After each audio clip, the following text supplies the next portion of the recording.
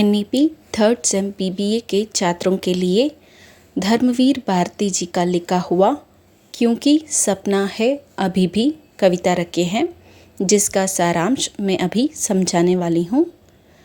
कवि परिचय।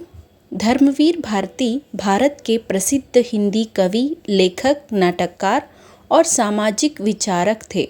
धर्मवीर भारती का जन्म इलाहाबाद में हुआ था। लेखन की शुरुआत कॉलेज के दिनों से हुई। परिमल संस्था के साथ उनकी सक्रिय भागीदारी रही। बाद में फिर धर्मवीर पत्रिका के प्रधान संपादक के रूप में विशिष्ट उपस्थिति बनी रही। गुनाहों का देवता और सूरज का सातवां घोड़ा जैसे उनकी कृतियां हिंदी जगत में अद्वितीय लोकप्रियता प्राप्त की है।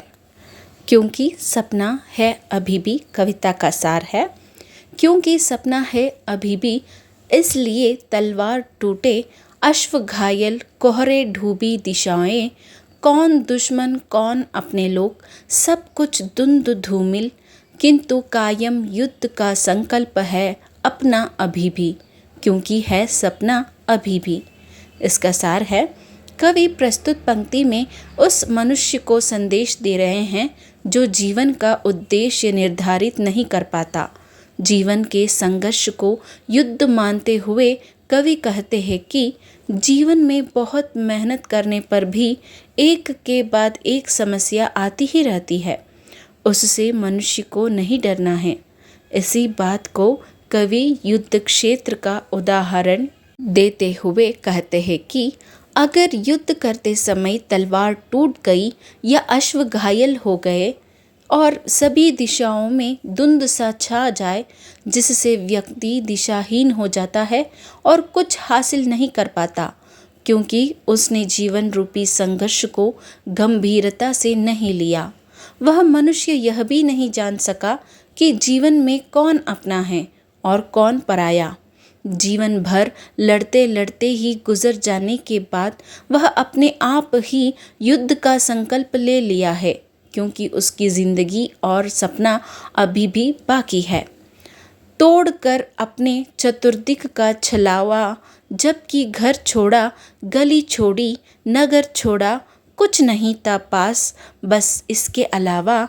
विदा बेला यही सपना भाल पर तुमने तिलक की तरह आंका था। एक युग के बाद अब तुमको कहाँ याद होगा, किंतु मुझको तो इसी के लिए जीना और लड़ना है। धधकती आग में तपना अभी भी, क्योंकि सपना है अभी भी। इसका सार है, कवि प्रस्तुत पंक्ति में उस व्यक्ति का संदेश दे रहे हैं जो योजना बनाए बिना अपने सपनों को पूरा करने के लिए अपनों से, घर से, गली और नगर छोड़कर दूर हो जाते हैं। वह व्यक्ति खाली हाथ घर से निकला हुआ था। उसके माथे पर उसके सपने ही तिलक के रूप में उसने धारण की थी। इस तरह के लोग जीवन भर भटकते ही रहते हैं, क्योंकि वे लोग अपने सपनों को पूरा करने के लिए कोई नियमित योजना नहीं बनाए हुए थे, जिसके कारण उनकी यात्रा कभी खत्म ही नहीं होती है। ऐसे ही वे लोग एक युग बिता देते हैं और इस लंबी यात्रा में भटकते हुए अपने सपनों को भी भूल जाते हैं। उन्हें सिर्फ चलना, लड़ना और युद्ध ही याद रहता है।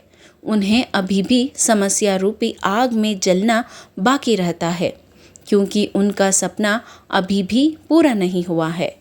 अगली पंक्ति है, तुम नहीं हो मैं अकेला हूँ, मगर यह तुम ही हो जो टूटती तलवार की झंकार में, या भीड़ की जयकार में, या मौत के सुनसान हाहाकार में फिर गूंज जाती हो। और मुझको ढाल छूटे, कवच टूटे हुए मुझको फिर याद आता है कि सब कुछ खो गया है।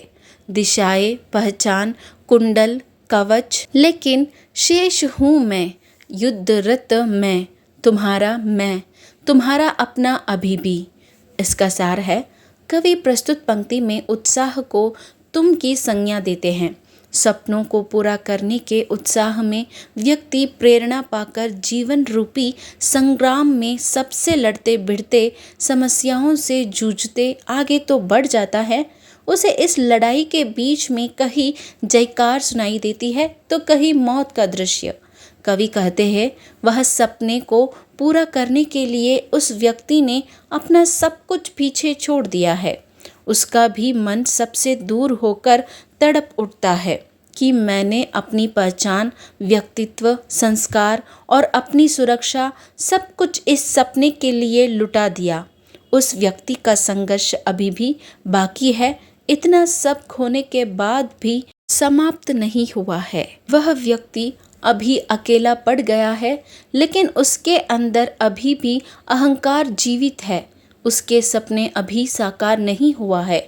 अगली पंक्ति है, इसलिए तलवार टूटी, अश्व घायल, खोरे डूबी दिशाएं, कौन दुश्मन कौन अपने लोग, सब कुछ धुंध धूमिल, किंतु कायम युद्ध का संकल्प है अपना अभी भी, क्योंकि सपना है अभी भी। इसका सार है, कवि कविता के अंतिम पंक्ति में पहली पंक्ति के बातों को ही दोहराते हुए कहते हैं कि मनुष्य को अपने सपने को हासिल करने के लिए समस्या रूपी युद्ध करते समय तलवार टूट गई या अश्व घायल हो जाए और सभी दिशाओं में धुंध सा छा जाए तो दिशाहीन न होते हुए अपने जीवन रूपी संघर्ष को गंभीरता से लेना है। और वह जो अनजान बनकर जी रहा है कि कौन अपना है और कौन पराया, उसका पहचान रखना है। जीवन भर लड़ते लड़ते ही गुजर जाने के बाद वह अपने आप ही युद्ध का संकल्प ले लिया है, क्योंकि उसकी जिंदगी और सपना अभी भी बाकी है। यह था क्योंकि सपना है अभी भी कविता का सारांश। आगे इस कविता से जुड़े हुए कुछ एक वाक्य के प्रश्नोत्तर दिए गए हैं।